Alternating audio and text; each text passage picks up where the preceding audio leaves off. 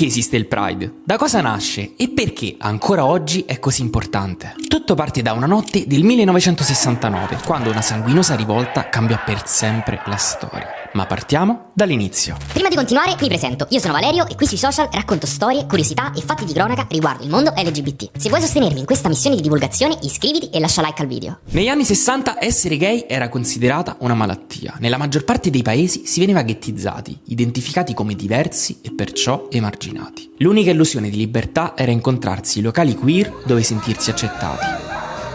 Lo Stonewall Inn era uno di quei pochi luoghi in cui si respirava un po' di libertà, un rifugio dove sentirsi accettati e compresi da persone che affrontavano le stesse paure. Era la notte tra il 27 e il 28 giugno del 1969. La polizia fece l'ennesima irruzione come al solito dentro il locale. In quegli anni le forze dell'ordine potevano arrestare le persone usando l'accusa di indecenza. Baciarsi, tenersi per mano, indossare abiti del sesso opposto o anche farsi semplicemente trovare in un bar gay significava rischiare di finire in carcere. Ma quella notte qualcosa cambiò. Era sì l'ennesima irruzione, ma chi era nel locale, invece di piegarsi, decise di alzare la testa e protestare. Fu una ribellione improvvisa, esplosa dalla stanchezza di anni di abusi. Quella notte, tra la folla, ci sono Sylvia Rivera e Marsha P. Johnson. La verità storica è incerta, ma molto probabilmente furono proprio loro due a guidare le rivolte. Sylvia, ragazza transgender, abbandonata dal padre e rimasta orfana dopo il suicidio della madre, sarebbe stata lei quella notte a lanciare la prima bottiglia contro le forze dell'ordine. Marsha, invece, nata nel 1945, costretta sin da giovane alla prostituzione e diventata poi drag performer, avrebbe lanciato lei il primo mattone. La rivolta non durò solo quella sera, ma per ben 5 notti consecutive il quartiere vide una vera e propria ribellione di massa.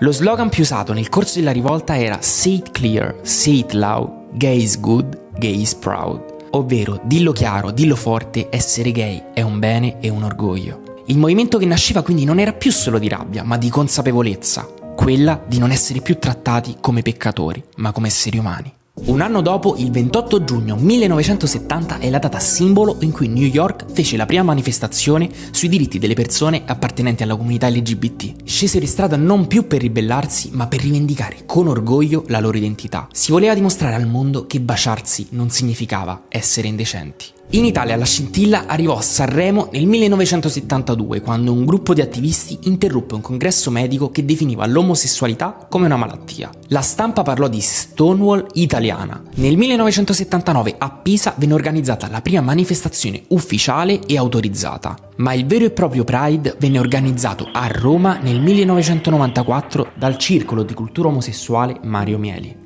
E da quell'anno in poi ogni volta organizzato in una città diversa, fino al 2014, dove ogni città iniziò a celebrare il proprio Pride. Ogni Pride è un ricordo di quella notte di Stonewall, ma anche un atto politico, una richiesta di uguaglianza che ancora oggi non è scontata. In oltre 60 paesi essere gay è ancora un reato e in alcuni casi si rischia la pena di morte. Se ogni anno si scende in piazza è perché ce n'è bisogno. Il primo Pride non è nato per celebrare, ma per resistere. Oggi lo viviamo come una festa, ma non dobbiamo dimenticare che nasce da una lotta per i diritti di tutti.